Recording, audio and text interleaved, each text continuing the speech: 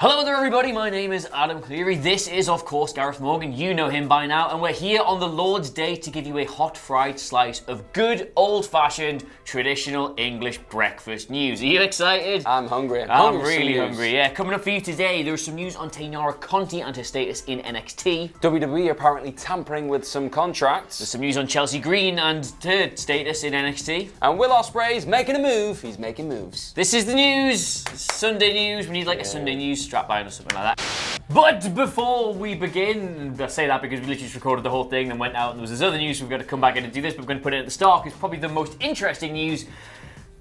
John Cena's opponent has probably been revealed for WrestleMania 36. Any guesses? Come on, who do you want? Oh God, we've got Shorty G was suggested, yeah, that'd be quite good. The Fiend. The Fiend, you could do the Fiend. Goldberg! Yep, whoever it is, Nikki Bella's just got engaged to, but no!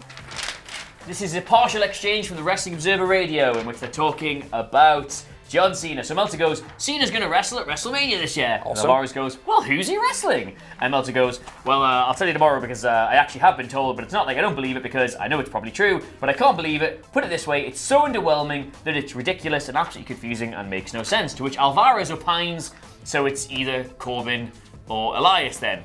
And Meltzer says, okay, well, it's not Corbin, so there you go. Yeah, I'm not going to tell you, but... John Cena versus Elias because apparently WWE think that Elias will get the rub from losing to John Cena because that's just how their brains work. I mean... It's a rematch. Yeah. It's a WrestleMania rematch. Technically, they don't have to wrestle. They could just have another verbal sparring match, like... Oh, I don't know. The thing is, it's weird, right? Because this will not be anywhere near as entertaining as just Cena coming out as Doctor of Thugonomics John Cena, laying out Elias and leaving, which is what they did last year. And this is not only a sort of repeat of that like combination, but in a far more underwhelming way. Unless he comes and does an entire program as the Doctor of Thugonomics, I'm on board for that. Unless he stabs him, and unless he like shoots him up, unless he does a drive-by, then it's not interesting. Well, we've booked it now. Elias now has to die for the cause. But there you go. That's John Cena's opponent at WrestleMania. Here's the rest of the news. Kurt Angle, he's been doing the press rounds ahead of, I don't know, just the rest of his life. And he's spoken to a number of different podcast outlets. And there have been some choice, juicy quotes about his current status, his current health, and of course his predictions for WWE going forward. Now, he was asked by Sportskeeda who he thinks should be headlining WrestleMania. Do you know who he said? Titus Worldwide. Roman Reigns. He said Roman Reigns, and there was an awkward pause, and he laughed about it, and he went, no. I mean, going forward, he wants several WWE stars who are not considered main event property to be in the WrestleMania main event. I shall read the quote thusly, right? The main event, 2 wrestlers, gosh, and this is the whole joke about Roman Reigns. We'll skip that. Who's the guy I like? Andrade. I think Andrade might main event WrestleMania. He's ready. The following year, I'd say Aleister Black. Those 2 guys are, and Buddy Murphy. Don't count this guy out. He's going to come on strong this next year. Those 3 guys are changing the game. There's a new style, and if you watch them, you'll see what I'm talking about. Andrade, Aleister Black, and Buddy Murphy. Yeah, gimme. Well, it's called Murphy now, mate. Don't forget. Oh, it's Murphy now, yeah. Well, someone needs to sell Kurt Angle because he buddy drops him at the start of that.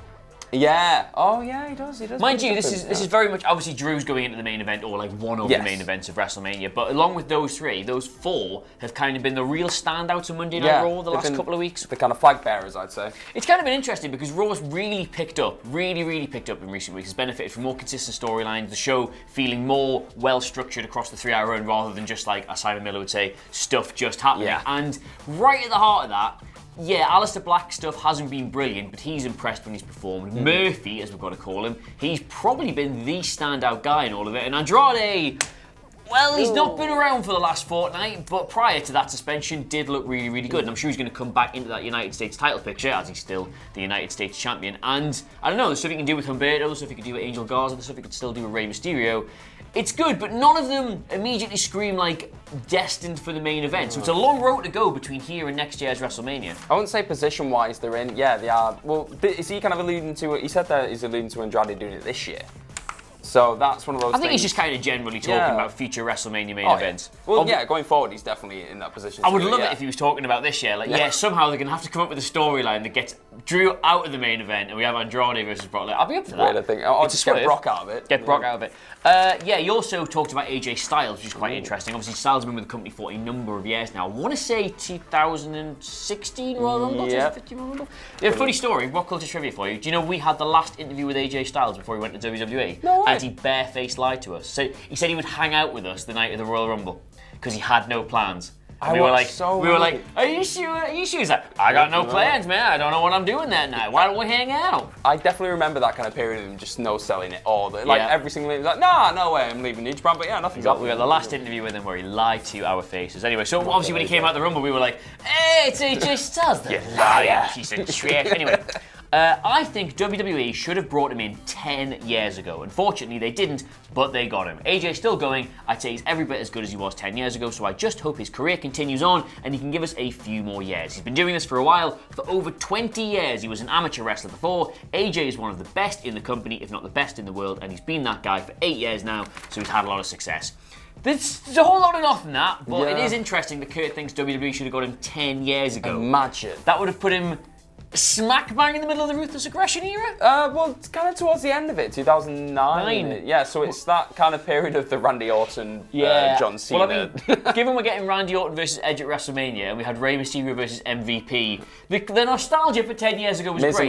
Miz and Morrison. Yeah. Sheamus. I'm kind of glad AJ Styles wasn't in the middle of that, because it would be very tedious now. I think he would have been mid-card boy, if that had happened. If he would have come in at that point. Vince would have hated him 10 years ago. One other interesting thing that Kurt Angle said, this was a separate interview with Carl Frampton on Chris Lloyd's TKO show. He was talking about his quality of life now and whether or not he regrets his career up to this point. He talked about the amount of Novocaine injections he had to get in his spine before he'd wrestle. Even when he was Olympic wrestling, the amount of pain-killing injections he used to have, his subsequent addiction to painkillers. They asked him some rather serious stuff, and they asked whether or not he would change, if he could go back again and change everything, given how revered he is, how beloved he is, like how great his career's been. Normally you expect people to be like, yeah, look, it's been rough, it's been a tough journey, but if I could have it all back, I wouldn't change a thing. Yeah. It's not what Angle says. He says, I don't know. I mean, I'm hurting pretty badly. My knees, my back, my neck. Sometimes I think, would I go back? My quality of life right now sucks, so I do have a lot of suffering. I had a painkiller addiction that I overcame about 6 years ago. Staying clean and struggling the way I have been, it's very difficult. So, not to end this news story on a bit of a sour note, but whatever Kurt Angle's going through at the minute, I do hope he finds a way through it. We worked with him at WCPW a number of years ago, and the man's determination to get through wrestling matches and to impress crowds, to perform for people, was like genuinely awe-inspiring, but you could see it was costing him a lot in terms of like his mobility and just, as he says, his quality of life. So, yeah, here's to you, Kurt. Hope you're feeling better. Yeah, that's you never want to hear stories like this. No. You don't. Like, it's just, it's unfortunate that he's had to put it on the line. I will say though, I much prefer hearing quotes like this like at the time now rather than hearing about them like when it's too late. Yeah. Which, with wrestling, you do hear far too often like, oh, well, you don't realise how bad it was for him at stages. So, Kurt's got a handle on it. He knows what he's going through. Presumably, as he says, he's staying clean. He knows what he has to do to go through this. He's got his family around him. He's got friends around him. So, I hope he picks up. Yeah, sending love and support, Kurt. We love you, man. Okay, next news story. We have got WWE apparently attempting to tamper with MLW contracts. That's gross. Just because, I know, a little bit. Well, Vince McMahon apparently doesn't have enough wrestlers to play with, so he needs to play with some more. According to PW Insider, attorneys for Major League Wrestling have approached WWE's attorneys. The report stating that they've been tampering with multiple talents. So there's not really much more into it than that, but it just kind of seems like they're trying to get a few of those guys out of their contracts, maybe, and trying to pull them over to WWE. Davey Boy Smith Jr. Did go over to the bump. He was on the bump. Yes, he was with Natalia, wasn't he? Yeah, so that happened. That kind of came out of nowhere, and everyone's a bit like, he's working for the. Famously, this company do allow people to work, obviously, for other promotions, everything else, but the one they're not allowed to work for is WWE. It's the only one. So this is literally that wanting what you can't have thing. For McMahon, he's just kind of gone, okay, what's the one kind of one place in this company where you can't go? Okay, no, we're going to try and tease you out to come over to WWE. I don't get what, in terms of MLW right now, I'm not kind of massively versed on who is in the company at this point.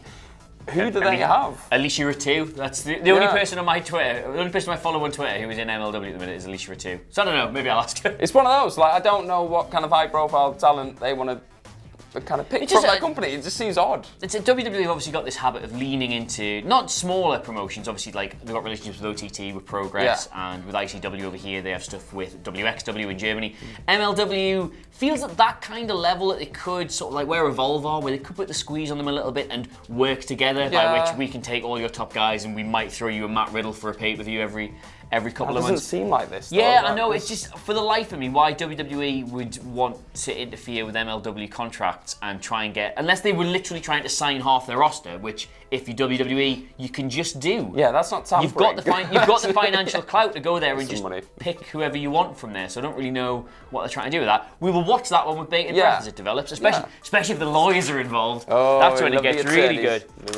Taynara Conti, now I do the ups and downs for NXT. Hashtag on Sundays we wear yellow today. And bit of an odd one because she was not exactly getting a push, but she was prominently featured on the show since it moved to the USA Network, usually on one side or another of squash matches. Either she would get beat in 3 minutes or she would beat somebody else in 3 minutes. Then, of course, we had the major battle royal for the #1 contender for the Women's Championship, and they seemed to scour the entire women's locker room for that match, and the one notable absentee was, of course, Taynara Conti. She was getting television time, and yet she wasn't in that match. And given that they put Shayna Baszler in it, it was quite strange, and we heard reports at the time that she'd refused to work that match and walked out on the company. But according to reports today, she is back in NXT. She's back at the Performance Center, and she is working forthcoming dates for the brand, which is good because I like Taynara Conti. She's one of those, the pecking order, the queue to get a title shot for NXT Women's Division at the minute is about a mile long. Yeah, good though. What a kind of problem to have at this point. Yeah, like Shotzi Blackheart, Mercedes Martinez have just come in, and they've got wins having just come in, and yet they still feel like 3 pay-per-views away from being anywhere near it. So this feels like there's a league table, which is awesome. Like, this is what you want as a wrestling fan, just to feel like, okay, there's an actual like ladder that needs to be climbed I up. think it's probably the best thing the brand's got going for it at the minute. But she worked. This is the one interesting thing about this. Given that she hasn't left the company, she then worked a NXT show last night wearing a T-shirt that just said, released. Is she just playing it? I don't know. Like, kind of aware that we're... I often think that a lot of wrestlers know like quite what the thirst is for wrestling news and how sites such as ourselves will try and pick up on anything we can if we think it's interesting. And I quite often wonder how often they think, do you know what? I'll just do this because it looks like something's happened when it hasn't. And we're talking about it now. We are talking about it. I'm talking about her release T-shirt. So fair play to you, Taynara Conti. You have played me. You are God. Very similar to the Matt Riddle stuff recently. Everyone's been like, "Oh my God, all this controversy," and then he's just come out and gone, "Yeah, well, sorry, bro, I'm still going to retire him," just because then we all went into meltdown again. And they're very clever, these wrestlers. I like. Well, look. Fair play. You know, if you can play us and get TV time out of it, then absolutely go for it. I would do the same. Do you want me to bundle the Chelsea Green thing in with us now? Yeah, why not? Let's go. Since we're talking about NXT, Chelsea Green was recently on Not Sam Wrestling, Sam Roberts Wrestling podcast, and she discussed a number of things. She's doing that, obviously, the Robert Stone brand thing that's having a nice relaunch. She's recently come into NXT. Not done all that well, it has to be said, but given her pedigree in the industry, given her history in the business, we are expecting big things for her, and I thought this was a particularly interesting... Why have I folded this up? I thought this was a particularly interesting quote, right? She basically says she had to beg for her NXT tryout, right? Now, obviously, you may remember Chelsea Green was in Lucha Underground. That's kind of relevant for this. Obviously, when that started winding down, there was a lot of speculation that some wrestlers would be out of business, some would have to go here, some would have to go there. So they're basically talking about, did she think she ever might have to give up wrestling? Did she see hope, at the end of the tunnel? That's the context for this, right? There is a bit more of that hope, maybe, now that we have AEW, but that wasn't the case right before I got here. We're talking about 2 years ago, right? So Lucha Underground was kind of diminishing a little bit, and at Impact, I was at the highest point in my career, and I still kept thinking about WWE and NXT, and I couldn't get it off my mind. And I actually had to beg for my last NXT tryout. I actually had to send multiple emails to say, I want another tryout, and there's no reason you will not hire me after this tryout. And that was the tryout that they hired me, and that was the 3rd or 4th time she tried out for the company. There's a lesson here, kids. Bet on yourself. There's also a lesson here. Do not send us emails saying, please review more of our tryout videos, and you will hire us. Unless you are literally Chelsea Green, please do not do that. That's good, though.